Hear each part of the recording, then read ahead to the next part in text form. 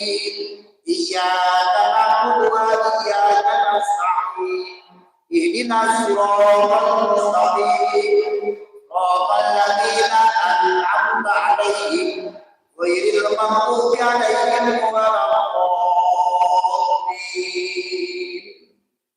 Dalam takbiratul ihram setelah kita mendengarkan imam membaca Fatihah dengan dalilnya wa idza quri'al Qur'an fastami'u wa ansitu la'allakum turhamun.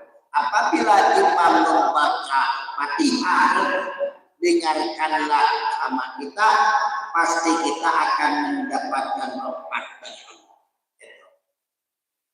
Nah setelah itu kita kalau bilang amin jangan terlalu kencang, jangan terlalu keras.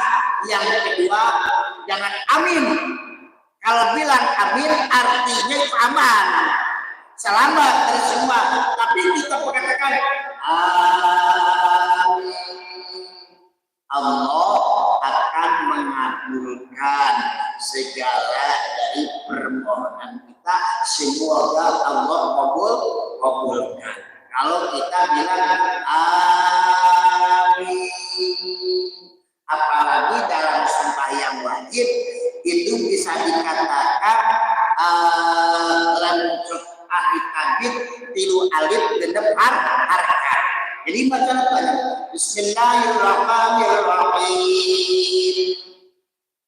Kumaha baca Bismillahirrahmanirrahim. Alhamdulillahirabbil alamin. Teuna.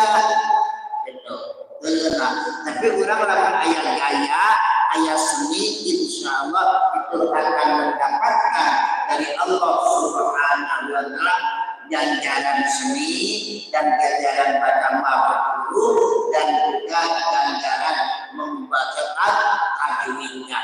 Itu insyaallah kita akan ketemu dengan fadilah dan keberkahan dari Allah Subhanahu wa taala.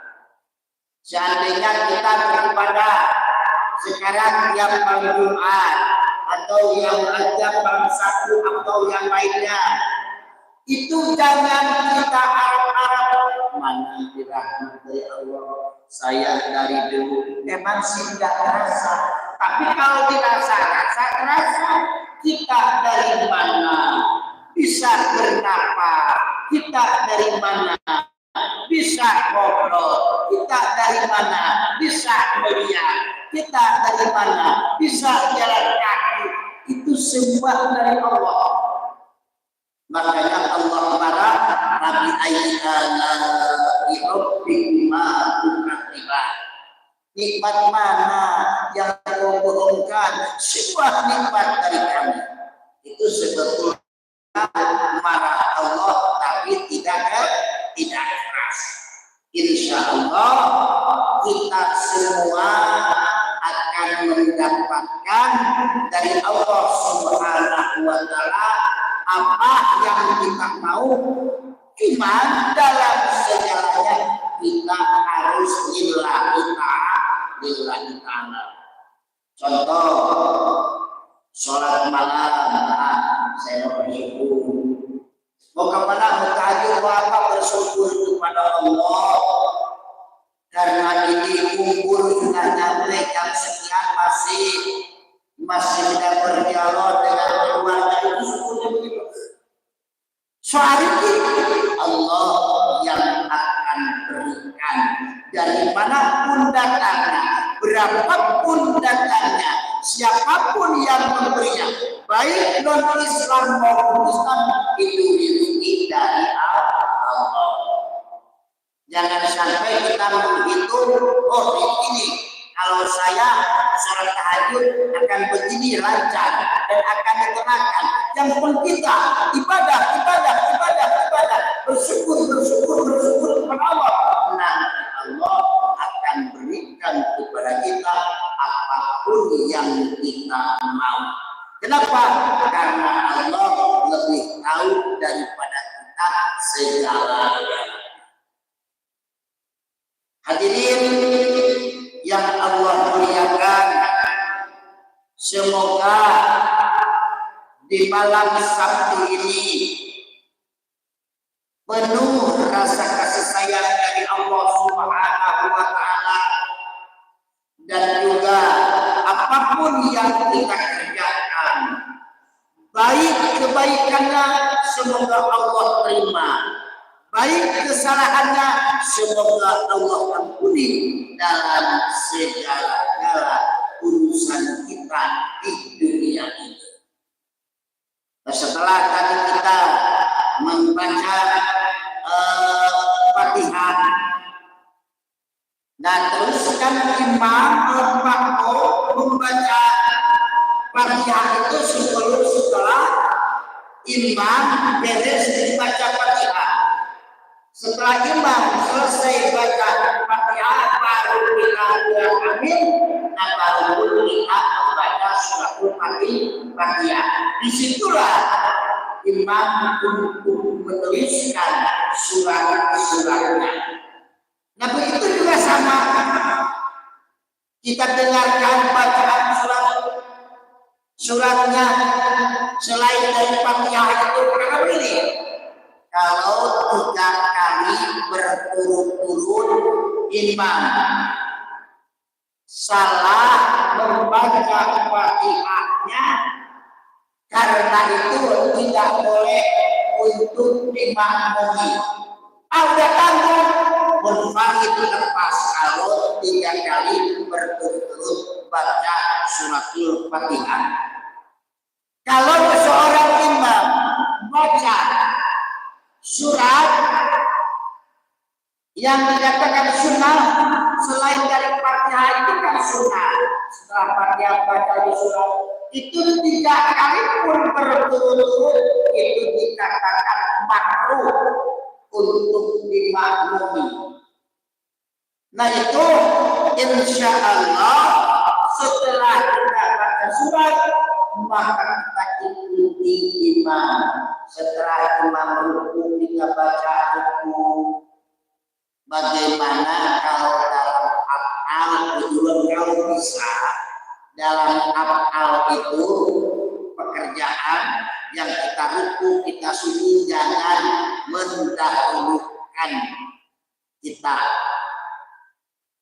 jangan mendahulukan imam kita, ya harus berarti sembahyang kita setelah imam ke atas baru kita baik dalam sujud maupun dalam ruku. Oh bagaimana? Karena saya sudah tanggung dari sujud sudah naik ke atas, kita lem pelan-pelan naik dari atas pelan-pelan, setelah imam ke atas baru kita ke atas. Boleh. Jadi kita tidak termasuk mendahului imam. Boleh pelan-pelan. Baik dalam ruku maupun dalam sujud. Itu dalam pekerjaan af'al itu. Tapi kecuali dalam bacaan seperti bacaan tahiyat, bacaan doa-doa tidak ada subhanallah azim dari ruku atau dari sujud subhanallah itu kedua itu tidak menjadi apa, tidak menjadi apa-apa gitu. Dalam apa-apa kalau kita sekarang mendahului, disitulah makmum kita sedikit terganggu dengan pergerakan 3 kali pergerakan kita naik terus mendahului imam, maka di situ pun kita pun juga dibendu Allah juga mendapatkan sembahyang kita itu tidak sempurna. Kalau kita sengaja berarti sembahyang kita tidak sah. Kalau tidak sengaja mah sembahyang kita sah-sah aja bisa dilaksanakan. Nah itu disitulah kita sembahyang harus benar-benar. Kenapa sembahyang yang dikatakan berjamaah 27, kalau di masjid, kalau di rumah 1 kurban kalau benar. Kenapa?